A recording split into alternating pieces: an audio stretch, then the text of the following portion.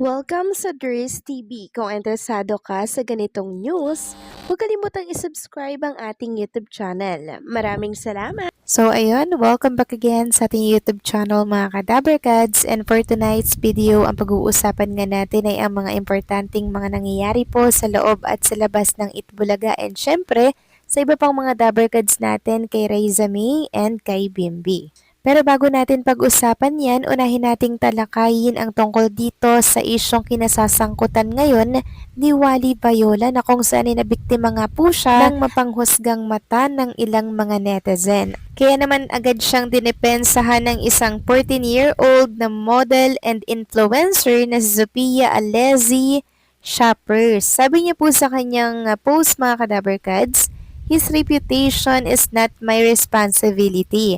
Sarili kong pangalan ang dala ko. Keep my name out of your assumptions.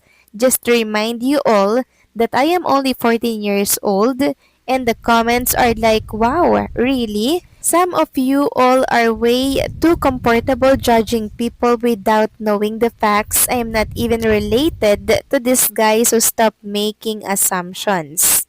If you can't be respectful, at least be quiet. Kindness cause nothing but ignorance is expensive. Anyways, your opinion is noted. My video remain posted." Sa video kasi na yan mga Kadaberkads na pinost po ng isang influencer, ang dami pong nag-comment doon na mag-ingat daw po itong si Sophia dahil baka kung ano daw yung gawin nitong si Wally Bayola. Ganyan po yung mga comment nila na talaga namang sobrang judgmental. Kahit wala naman pong ginagawa si Wally Bayola doon po sa isang model and influencer, ganyan na po agad yung mga komento po nila na sobrang advanced mag-isip mga Kadaberkads, kaya naman siya po ay naglinaw na wala pong ibig sabihin itong video po na pinost niya sa kanyang social media account. Kaya sana daw ay matigil na ang pambabatikos at pag-judge dito kay Wally Bayola. Samantalang next topic naman, pag-usapan naman natin mga Kadaberkads ang tungkol naman po kay Jose Manalo, na kung saan ay nasabihang akyat bahay daw mga Kadaberkads. So meron po kasing nag-post ng isang chat or combo po ng mag-ama mga Kadaberkads. So ayon dito sa chat nila, si Jose Manalo yanak, ay oo siya nga, san yan pa? Tapos nag-reply po yung ama, "Sa Urban Itbulaga, may show sila. Oo nak, akyat bahay." Tapos kinarek po siya ng kanyang anak, "Sugod bahay pa." Tapos nagtawanan po sila mga Kadaberkads. Nag-reply po yung ama na, "Ay oo nga pala." So natawag po mga Kadaberkads na akyat bahay si Jose Manalo. So napagkamalan pa nga pong akyat bahay gang itong si Jose Manalo mga Kadaberkads, at na-share na din po ito ng TBJ na page, at sobrang aliw nga naman po yung mga comment doon ng mga Daberkads natin. May bago na palang tawag sa sugod bahay, no? Akyat bahay na pala. Samantalang next topic naman, talakayin naman natin at pag-usapan ng tungkol dito sa viral po ngayon na trend na kung saan ay nirecreate po ni Raisa and ni Bimbi yung "I'm not into short guys" mga Kadaberkads. Sabi nga dito, naghatid na naman ng good vibes sina Raisa May Dizon at Bimbi Aquino Yap matapos nilang muling i-recreate ang viral "I'm not into short guys" TikTok trend. Hindi napigilan ng mga fans na kiligin at matawa sa masayang video ng dalawa, lalo na't dati na rin silang sumabay sa parehong trend noong 2025 dahil sa kanilang natural na chemistry at nakakatuwang biruan. Mabilis na namang umingay online ang tambalang "Maybe."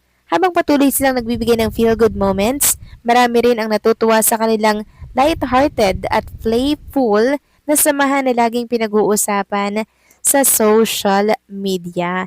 So kung naaliw daw po ba kayo mga Kadaberkads sa TikTok trend ni Raisa May at Bimbi, or meron pa daw po kayong iba pang TikTok trend na gusto nyong gawin ni Raisa at ni Bimbi? So i-comment nyo lang yan mga Kadaberkads sa comment section natin, okay?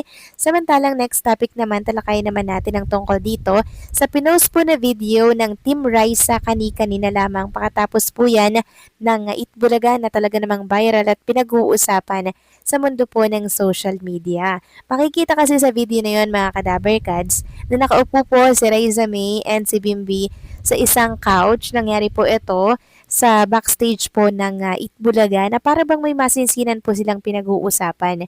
Tapos meron pong sinabi si Bimbi na umamin ka na. Tapos ang parang nagbi-video po mga Kadaberkads ay yung handler po ni Bimbi na si Jack Salvador. Tapos sa harapan po nila mga Kadaberkads, andun po pala yung mga tumatayong magulang ni Raisa May. Si Mami Risa, yes, andyan. And syempre yung tumatayong ama ni Raisa May Dizon na si Jose Manalo na nagalit-galitan po siya mga Kadaberkads. Sumigaw pa nga po siya mga Kadaberkads dun eh. Sabi po ni Jose Manalo doon na tumatayong ama po ni Raisa May Dizon, ano anak, huwag ka nang umarte anak, pero pasigaw yan mga Kadaberkads ha. Marami nga po nagsasabi na ayan, sinugod na si Raisa May at si Bimbi ng mga magulang nitong si Raisa May para nga po paaminin daw mga Kadaberkads.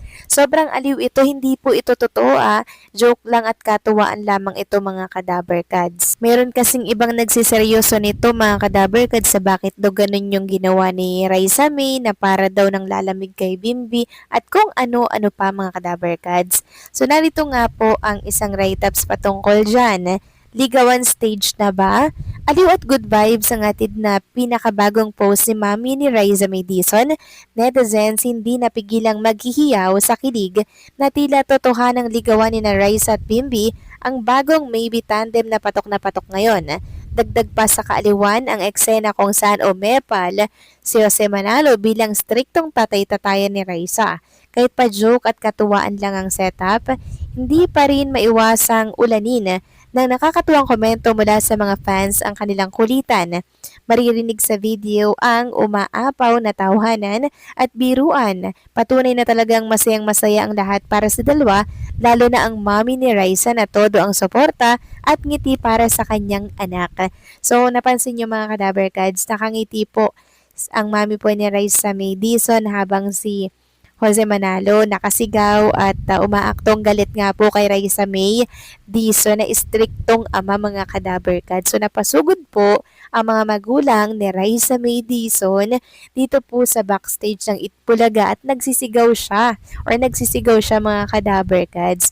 Pero katuwaan lang naman po ito ha. Narito nga po yung ilang mga komento ng ilang Daberkads natin. Sabi nila, what happened? Parang ang umiiwas si Raisa kay Bimbi. Ang sweet nyo lang kagabi sa place nila Bimbi.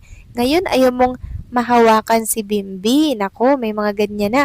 Then may nag-reply, sinabi nila kahapon sa live ni Bimbi, no touch, baka pinagsabihan sila na clingy kasi si Bimbi. Si Raisa di daw malambing sabi ni Bimbi. Tapos may nag-reply na baka nabigla at nahiya din siya at baka napagsabihan. So medyo sineseryoso ng ilang mga Daberkads natin yung mga nakikita po nila mga Kadaberkads na galaw ni Raisa at ni Bimbi na huwag po natin yung bigyan ng ibang kahulugan kasi si Raisa at Bimbi nagpapasaya lang naman po yan sa programang Itbulaga. Pero syempre kung ito po ay mauwi sa totohanan, abay tayo na po ang pinakamasaya dun mga Kadaberkads. Pero sabi ko nga, enjoy natin ang process na nakikita at napapanood natin sila sa Itbulaga. Enjoy the process lang mga Kadaberkads, okay? So paano hanggang dito na lamang pong update natin at maraming salamat po sa inyong patuloy na pagsuporta.